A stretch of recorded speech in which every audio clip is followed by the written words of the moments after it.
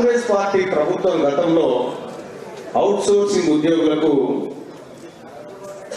జీతాలు పెంచాలనేటువంటి జీవోలు తీసుకొచ్చింది. 4,900 ఉన్నదాన్ని 8,400, 6,200 ఉన్నదాన్ని 10,900. ఇట్లా గత కాంగ్రెస్ పరిపాలనలో అవుట్ సోర్సింగ్ ఉద్యోగులకు సంబంధించిన జీతాలు పెంచుకుంటూ వచ్చింది. ఇక మన పోయినటువంటి నియంత గారు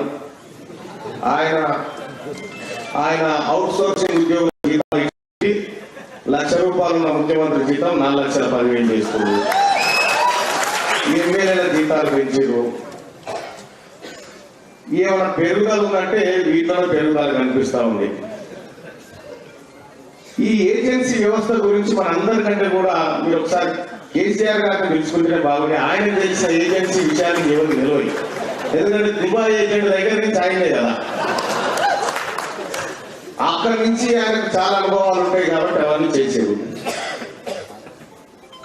సరే, ఇది మరి ఎవరు ముందుకు పడి తీసుకొచ్చారో మీ అధ్యక్షుడు పులైన తర్వాత మీకు ప్రాబ్లం ఉండకపోవచ్చు. పులి లక్ష్మి ఆయన పేరే పులి లక్ష్మి. 19 మంది ఉన్నారు. అందరూ పులే మీదికున్న తర్వాత ఇది ఆగది. వాస్తవానికి కూడా డిమాండ్లు కూడా పెద్దగా ఈ డిమాండ్లే కనిపిస్తలేవి. అడుగుతున్నటువంటి డిమాండ్ ఏజెన్సీ వ్యవస్థను పూర్తిగా రద్దు చేసి పే స్కేల్ రూపంలో ప్రతి ఉద్యోగికి జీతం ఇవ్వాలి. దీంతో ఏ కాల భారం పడతలేదు సర్కార్ మీద. రాష్ట్రంలో పనిచేస్తున్న ఉద్యోగులందరికీ ఉద్యోగ భద్రత కల్పించాలి. రాష్ట్రంలో పనిచేస్తున్న ఉద్యోగులందరికీ ఆరోగ్య భద్రత కల్పిస్తూ హెల్త్ కార్డు మంజూరు చేయాలి. 6,000 మంది వ్యక్తులు అదనంగా పెట్టేసారు. అది ఇంప్లిమెంట్ అయితేనే ఉన్నది. బిస్వా కమిటీ సూచనల ప్రకారం ప్రతి సంవత్సరం ప్రతి ఉద్యోగికి ఇంక్రిమెంట్ కల్పించాలి.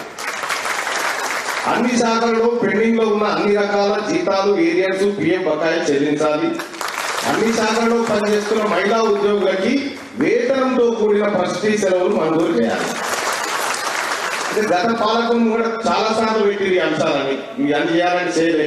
కేసీఆర్ కరోనా వస్తే జీతంతో కూడిన వేతనం తీసుకొని పనడాల, కానీ మనకైతే అన్ని శాఖల్లో పనిచేస్తున్న వాళ్ళకి ఇవ్వాలి కాదు. ఉద్యోగి సర్వీస్ లో మరణించిన లేదా రిటైర్ అయిన వారి కుటుంబ సభ్యులకు 10 లక్షలు ఇవ్వాలి. కుటుంబంలో ఒకరికి ఉద్యోగం కూడా ఇవ్వాలని చెప్పి డిమాండ్ చేస్తా ఉన్నారు. అయితే మెల్లగా ఏం రాసుకొచ్చారంటే ఇది రెగ్యులరైజ్ దాకా రాసుకొచ్చారు మెల్లగా. ఇక్కడ ఏమేమి ఉందంటే వ్యవస్థ దీంతో జరిగే కథ చెప్తారు. ఇప్పుడే నేను పెద్దలు చెప్తా ఉన్నాను, ఏదో పోతా ఉంది. ఇది ఎప్పుడో ఏజెన్సీ బాబు వెళ్తుంది. ఇది ఈ ఆటం బాబు ఇప్పుడు కాకుండా ఇంకా 5 ఏళ్ల కన్నా వెళ్తుందని చెప్తూనే ఉన్నాను పెద్ద మనిషికి. ఏజెన్సీలను రద్దు చేయాలి. ఈ ఏజెన్సీలను ఎవరికి ఆలేనా? ఏజెన్సీ కేసీఆర్ ని రద్దు చేసిన కాంగ్రెస్ పార్టీకి ఏజెన్సీ రద్దు చేసి ఉంటుంది.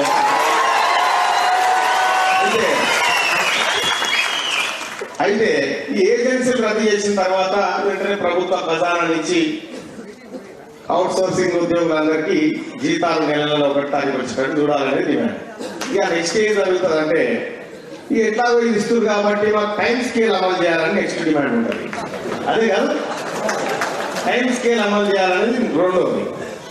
టైం స్కేల్ అయిన తర్వాత ఎట్లాగో వాళ్ళకి మాకు సమానం ఇస్తున్నప్పుడు మమ్మల్ని ప్రభుత్వ ఉద్యోగులు ఎందుకు గుర్తిస్తారు అనేది మూడోది. జరగబోయే పరిణామం ఇదే, అవునా కాదా? కొంతమంది చెప్పారు కానీ నేను చెప్తున్నా ఓపెన్. జరిగే కథ ఇదే. ఇది అయిన తర్వాత కోర్టుకు పోతుంది పంచాయతీ.